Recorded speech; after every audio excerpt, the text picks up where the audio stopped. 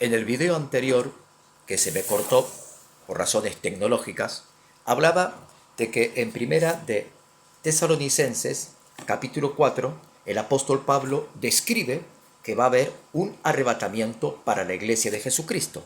Pero en segunda de Tesalonicenses, capítulo 2, el mismo apóstol Pablo, por medio del Espíritu Santo, describe cuándo va a ser el tiempo del arrebatamiento. Si bien no describe el día del arrebatamiento, sino describe el tiempo del arrebatamiento. Primera de Tesalonicenses, capítulo 4, describe el arrebatamiento de la iglesia. Segunda de Tesalonicenses, capítulo 2, describe el momento o el tiempo del arrebatamiento. Dice que primero vendrá la apostasía. Hoy somos todos testigos de la apostasía que pasa la iglesia a nivel global. En segundo lugar, se va a manifestar el anticristo visible y públicamente. Y luego de la manifestación del anticristo vendrá el arrebatamiento de la iglesia.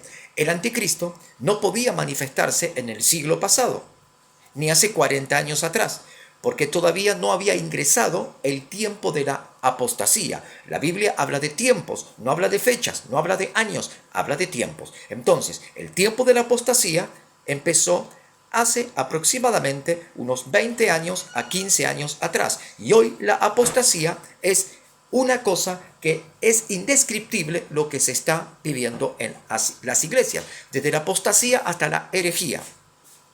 La apostasía le da todo el derecho legal al anticristo a manifestarse estando la iglesia de Jesucristo presente. Cuando falsos profetas, pseudopastores y hombres que no tienen el discernimiento del Espíritu Santo declaraban y enseñaban que íbamos a ser librados del anticristo, que el arrebatamiento iba a ser antes de la manifestación del anticristo. Pero segunda de Tesalonicenses, capítulo 2, fehacientemente Pablo declara al apóstol lo que va a acontecer. Que la iglesia profesante, la cual hoy estamos nosotros aquí en esta tierra, verá al anticristo manifestado en el trono de la iniquidad en Medio Oriente. Escuchen lo que el Espíritu Santo habla a la iglesia. El anticristo tiene hoy todo derecho legal a tomar el trono en Medio Oriente. Escuchen, porque la apostasía de la iglesia le da el acceso legal a poder él manifestarse. Y la misma Biblia dice que al presente hay alguien que lo detiene. ¿Qué es lo que detiene al anticristo? La Biblia dice él, lo detiene él. ¿Pero quién es él? Dice el artículo él. Él es el verbo. El verbo es la palabra. La palabra de Dios retiene al anticristo, lo detiene, no puede manifestarse mientras la palabra de Dios esté vigente. Hoy, los presidentes de las naciones, antes de tomar el cargo político, gubernamental, nacional, juran sobre la Biblia, sobre el verbo, la palabra de Dios.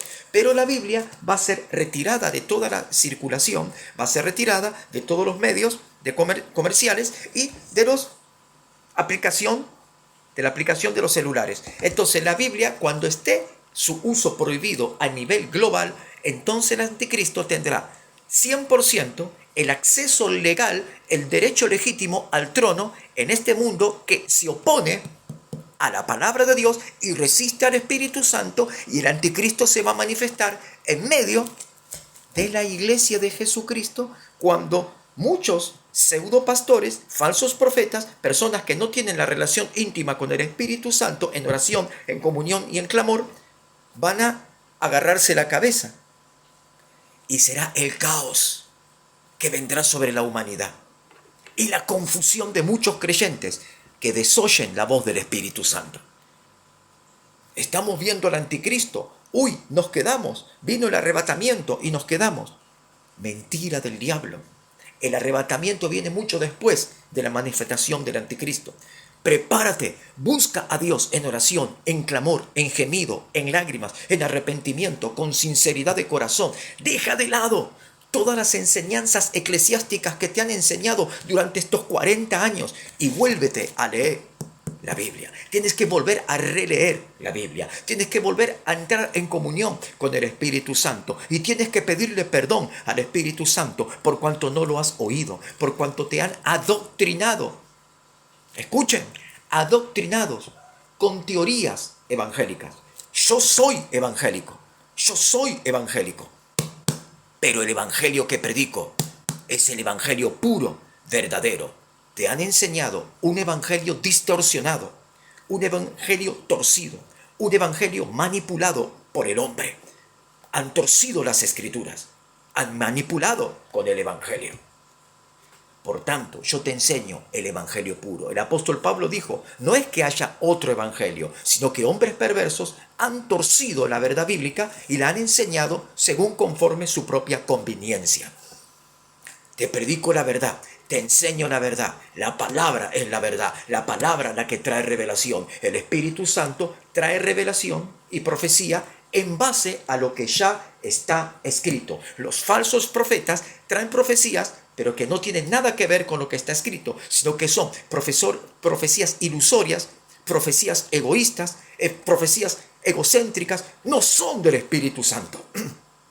La profecía legítima y verdadera del Espíritu Santo, cuando Él habla por boca de sus siervos, los profetas originales y verdaderos, porque la mayoría son falsos profetas, pero los verdaderos y originales profetas, cuando hablan por el Espíritu Santo, hablan en base a la palabra. La palabra confirma los dichos de la boca de los verdaderos profetas, pero los falsos profetas, cuando hablan, no hay confirmación bíblica. Por tanto, si tú escuchas a uno de esos profetas que profetizan, diles, ¿dónde está el respaldo de la palabra en los dichos de tu boca? Porque si no está el respaldo de la Biblia en los dichos de tu boca, te declaro como falso profeta. No les tengas miedo a los falsos profetas, porque ellos te manipulan y te dicen, no toques al ungido del Señor. Falsos ungidos, porque la Biblia dice, Jesús dijo, vendrán falsos cristos. La palabra Cristo significa ungido. Falsos cristos significa falsos ungidos. No toques al ungido del Señor, no sea que Dios te castigue.